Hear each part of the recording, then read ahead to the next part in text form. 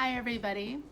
This video is going to be detailing my experiences of giving up social media for Lent.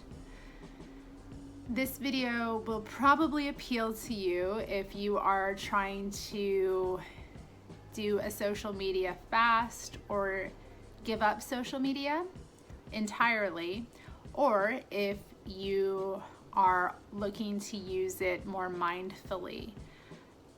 I think I'll have something for really everyone in terms of touching on those points. And I also have some greater knowledge and kind of spiritual awareness that I came into as I did this experiment. So if you are interested in that as well, this video is for you. So the first thing I want to talk about, or the first thing I want to say, is just how relieving and how grateful I am that I was not on social media during the time of COVID-19 kicking off and the quarantining happening. If I had been, I don't think I would have been able to as positively utilize the time and as mindfully experience this time. I noticed a stark difference in terms of anxiety and fear between myself, who had not been on social media, and my peers. I am very glad that I was not exposed in the same way to that kind of information that I noticed other people experiencing. I definitely saw a lot of panic, a lot of fear, a lot of anxiety over something that most people have no control over. So, and I think social media kind of does that in general. But anyway, I was really grateful to just have my own kind of mental sovereignty in this time and not to have myself exposed to very much media about it, because I think that was pivotal for me in terms of not getting scared.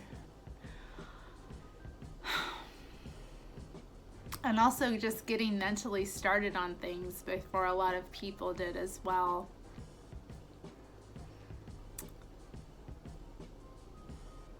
I also, in terms of this experience and in terms of things that I got out of it, I had a general sense of peacefulness, peace of mind. I had a reduced instance of anxiety and fear just in general, and really negative emotions generally. I found that a lot of the ways I had been thinking and a lot of the ways that I was experiencing my life in the world were tied up in being somebody who produces content for social media sites. So I noticed myself and caught myself when I was trying to be performative, like when I was taking a picture, not because of myself, but because I thought it would be fun to share. I noticed those things that I had been doing, or ways that I had been thinking, like very snarky kind of thoughts that I would generally have. They kind of dissipated because there was nobody to perform that hypercritical aspect of myself for. And I found in that time a sense of my own self outside of that. Like all of these artificial ways of thinking and constructing myself like really fell away because there was really no point. I didn't have to get up and make that for others. And I don't think that I struggle with that any more than anyone else does, but I definitely was able to pinpoint and recognize those things. I also got to have my own thoughts back.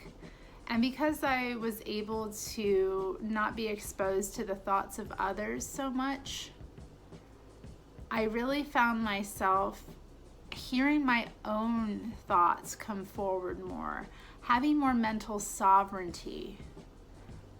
My mental space was consumed by the things that I needed to think about as opposed to what other people wanted me to think about. And I found myself less angry, less anxious and less angry, less likely to get angry about things, less likely to react as well. Social media, I think, really trains us to be reactive, which isn't responsible. And I just kind of caught that too. The opposite of being reactive is to be responsive, which is kind of the same etymology as responsible. So it's something to think about. I think social media has created a great culture of distancing, which is amazing because we call it social, but I see how it's disconnected us. It's disconnected us from our own selves, and it has disconnected us from the collective. Because the thing that gets rewarded on social media is our ability to tear others down a lot of the time, to tear down their ideas and ultimately them in the process. And I've always had a feeling that the way it was happening was wrong, but I really saw clearly in this time in terms of what I got out of it. And this is where I'm going to get into kind of the spiritual lessons that I learned here, especially related to doing this for Lent, because I haven't been a practicing Christian in years. I grew up in a couple of Christian churches, and I didn't like my experiences, and I rebelled very strongly against Christianity. But the fact is, Lent is a Christian holiday, and the fact that I was doing this thing really kind of reconnected me with that aspect of my spirituality. Got a little interrupted there, but what I wanted to say was that I really got back in touch with the spirituality that I had as a child, and kind of got in touch with those core wounds that happened within the church structure. I'm going to talk a little bit in this video about patriarchal splitting and how I see it related to what's happening on social media today. I grew up going to evangelical and Southern Baptist churches. Anybody who's spent any time in those places knows what kind of things you are told.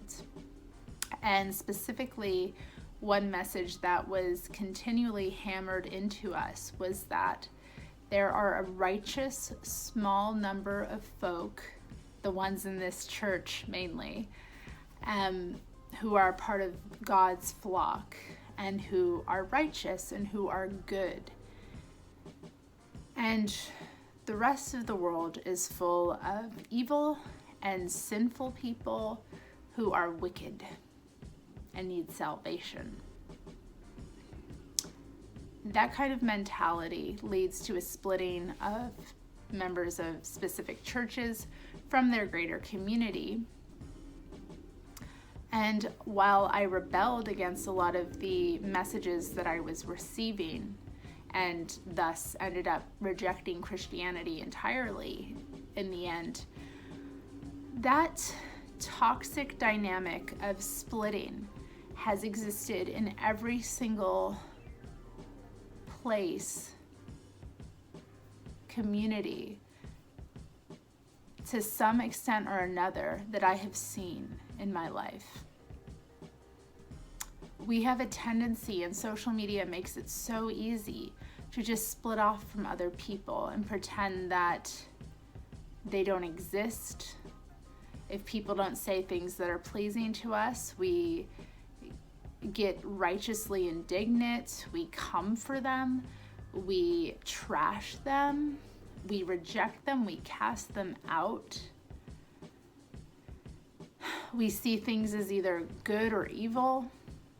Social media feeds into that, but I've seen this dynamic everywhere in all sorts of spaces. This dynamic of being at war between good and evil, and falsely positioning ourselves as the good, the righteous who will cast judgment on the wicked. That really came to me in a big way.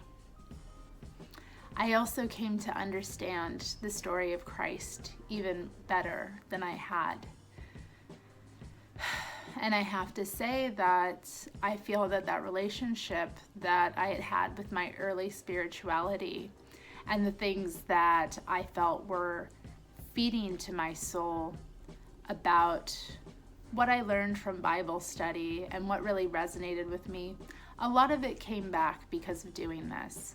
So I'm really grateful for that, because I have felt strange about being culturally Christian but also practicing paganism, and wanting to reconcile the two, and also wanting to not be at war with this like part of myself, which is what I see happening all over the place. And one thing that I've really, really seen very clearly is that this social thing is dividing us, and we are using it to divide ourselves, and we are using it to create echo chambers, and we are getting it and using it to enact these really wicked patriarchal systems of, duality. And I mean, we talk about this all the time, like within the pagan and witchcraft communities, but like shadow projections where we just aren't picking up that that's what's going on. Social media makes it so easy to fall into that because you get outraged. And I have to say, on Easter, I opened up Twitter. I was on Twitter for less than 2 minutes before I got angry. That taught me everything I need to know, or it told me everything I needed to know about that website. It's designed to upset you. It's designed to put you into that mindset where you're going to be splitting. I feel very strongly that even though it could be used as a tool for connection, and so often it has been, it has such an easy potential to do the exact opposite. So in terms of utilizing it, I think we have to be very mindful about what we're following. I've been very upset as well because Twitter is not only showing me what people retweet, but it's actually showing me what people like. So I've had to really look at even though I like people, I can't continue to follow them because what they share is actually upsetting to me and causes me harm in that way. I mean, I'm a sensitive person, and I feel like I have taken on my fair share over the years of knowledge and witness to human misery and the horrible things that people can do to one another. I don't want to know anymore. I feel full. So I really, in terms of things I got out of it, I came really to the knowledge of how sensitive I am and how sensitive most people are. We think it's the reason we're numbing out on these devices is because we are being traumatized by them.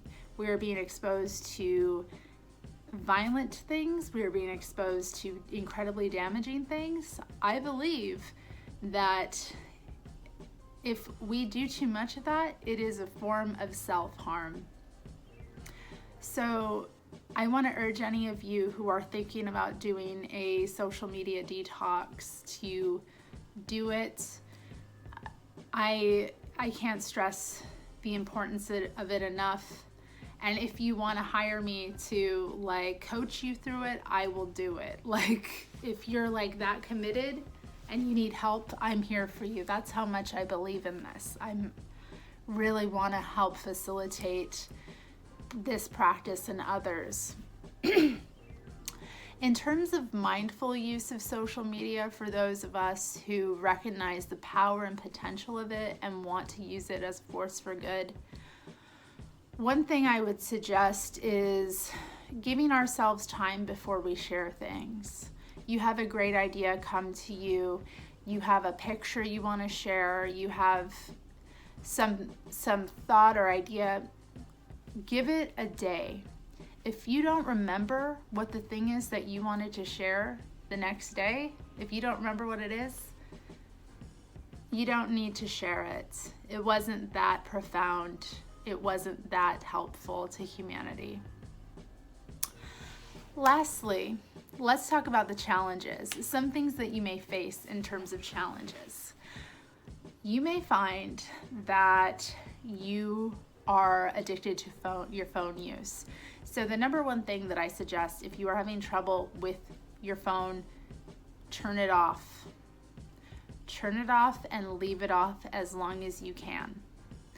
Because one of the biggest challenges I found was that I was used to going to the websites Twitter and Facebook. And even the first day I, logged in, or I didn't log in, but I opened the both of those websites and logged out because I had just been so accustomed to just going on mindlessly. And you want to avoid, too, getting sucked into other things. I think the best thing to do, and one challenge that I had, was not using other apps and things on my phone and trying to distract myself less. Because even if you're not on social media, there are so many other things that you can get on that will have you on your phone a long time. So really be critical about that. Like, why am I not wanting to use social media? And is it ultimately more about a phone addiction than a social media addiction? Think about those things. And yeah, trying to think of other challenges. I have notes, hold up. That was my biggest challenge, was getting sucked into other things. Yeah, oh yeah. I also ended up texting a lot more, which was interesting.